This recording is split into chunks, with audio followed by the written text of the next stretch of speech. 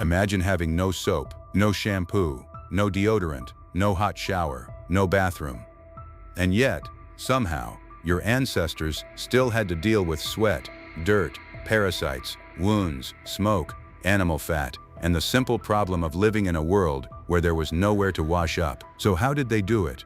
The answer is not that ancient humans simply lived dirty. They had other ways of cleaning themselves. Some were surprisingly simple, others were surprisingly clever. And one of the most important ingredients wasn't soap at all, it was water. For most of human history, the easiest way to clean your body was also the most obvious one. Find water, a river, a lake, a spring, rain. Wherever people lived, access to water shaped daily life. Washing could remove sweat, loose dirt, food, ash, and other material from the skin long before anyone understood bacteria or invented manufactured soap. But water has a weakness. It doesn't dissolve grease very well. And human skin produces oils naturally, so does animal fat. And prehistoric humans were constantly surrounded by it. They butchered animals, they cooked meat, they worked hides, they handled fat, smoke, soil, and charcoal. Water alone could only do so much, so humans developed other ways to clean. One of the simplest was mechanical cleaning. You could rub your skin with your hands, use plant material, use cloth or animal hide, scrape away dirt, comb your hair, pick parasites from the skin and hair. None of this required chemistry. You simply removed the unwanted material physically. And archaeology gives us evidence that humans were already using surprisingly sophisticated personal grooming tools thousands of years ago. But there was another problem. Sometimes you couldn't simply wash everything away. Imagine living through a cold season with limited access to liquid water, or spending hours hunting, traveling, or working around a fire. Your body gets dirty. Your hair collects smoke and dust. Your skin becomes coated with sweat and oils. You still need a way to clean yourself. And this is where heat becomes important. Humans have used heated stones for thousands of years for cooking and boiling water. In many societies, heated stones were also part of bathing and steam-producing traditions. But we need to be careful here. There is no reliable evidence that Ice Age hunter-gatherers routinely built enclosed steam rooms and cleaned themselves exactly as some modern retellings claim. That story is far more specific than the archaeological evidence allows. What we can say is that humans had the technology to heat stones, boil water, create warmth, and use those techniques in different environments. The details of prehistoric bathing are much harder to reconstruct, and that's an important lesson when talking about ancient humans. Sometimes the evidence tells us what people could do. It doesn't tell us exactly how they did it every day. There is another material that has left a much stronger archaeological footprint. Ochre.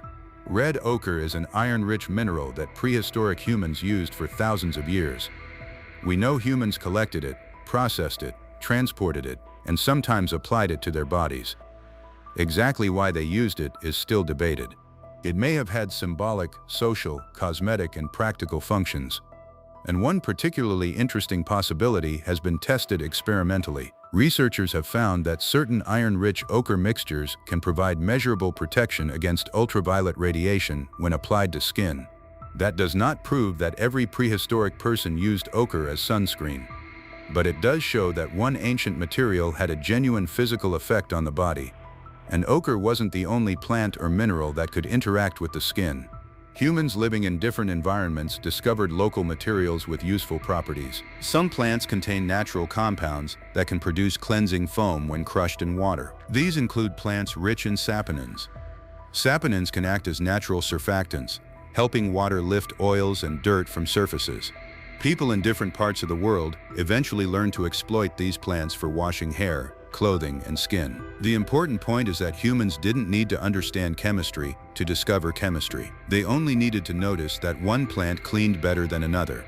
Then remember it, then teach it, generation after generation. But there was something else humans had to manage: the smell of the human body. Today, many of us associate body odor with poor hygiene. But body odor is not simply dirt. It is produced partly by compounds created when microorganisms break down substances in sweat and skin secretions, and reactions to body odor are influenced by both biology and culture. Different societies have developed very different ideas about what smells clean, attractive, unpleasant, or normal. So prehistoric humans probably did not experience body odor in exactly the same cultural context that we do today. They still had noses. They still noticed smells. But there was no universal prehistoric rule saying, this is how clean a human should smell. That standard changed across cultures and across history. Then something happened that transformed the problem. Humans began settling down. Agriculture created larger and more permanent communities. People began living closer together. Animals lived near homes. Waste accumulated. Water could become contaminated, and infectious disease became a much bigger problem in dense settlements. Now cleaning wasn't just about removing visible dirt. It was becoming connected to survival. And this is where soap enters the story. The earliest known evidence for soap-like materials goes back to ancient Mesopotamia, around 2800 BCE. These early substances were made by combining fats or oils with alkaline materials such as ash. But here's the surprising part. The earliest evidence doesn't show that people invented soap specifically for taking showers. A well-documented early use was cleaning wool. That makes perfect sense. Raw wool contains natural grease called lanolin. If you want to process and dye wool effectively, removing that grease is useful. So one of humanity's earliest known soap-like chemical technologies was closely connected to textiles, not personal bathing. That distinction matters.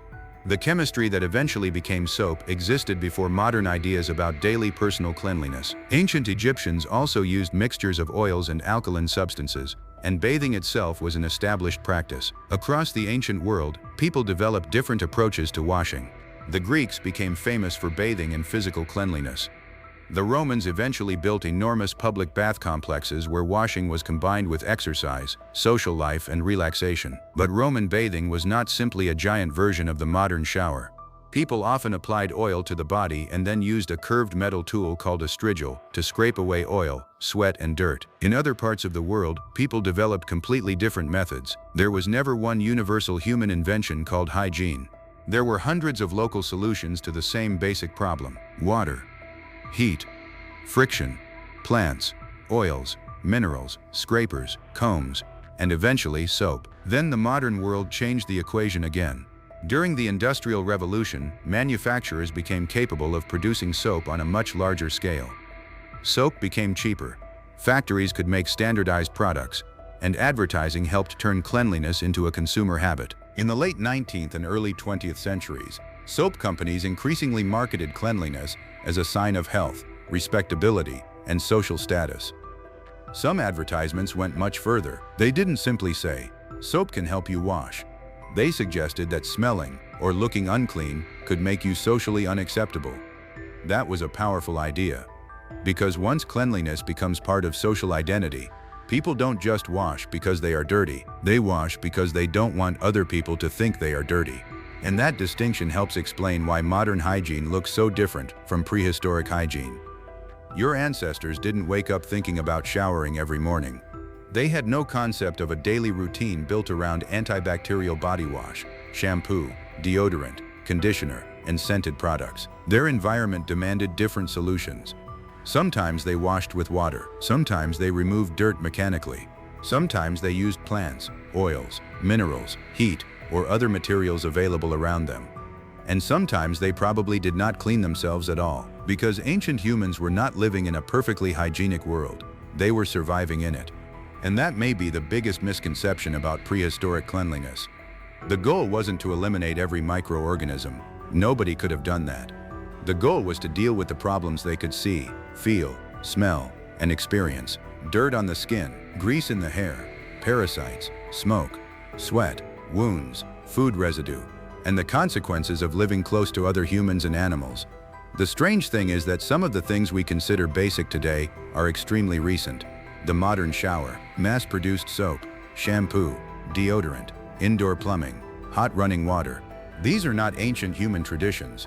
They are products of relatively recent technology, infrastructure, and culture. For hundreds of thousands of years, humans survived without any of them. So the next time you step into a hot shower and reach for a bottle of soap, remember what you're actually looking at, not the beginning of human cleanliness, the end result of a very long experiment. Our ancestors started with water. Then they learned to scrub. They learned to scrape. They learned which plants were useful. They discovered the properties of minerals. They learned how to make alkaline cleaning substances. And eventually, they turned those discoveries into an industry that could put a bar of soap in almost every bathroom on Earth. Human hygiene didn't begin when we invented soap. Soap was simply one of the latest chapters. The real invention was much older. It was the moment a human being looked at the dirt on their own body and thought, there has to be a better way. If you want to uncover more stories about civilizations that vanished and the clues they left behind, subscribe, because some of history's biggest mysteries are still buried beneath the places we live today.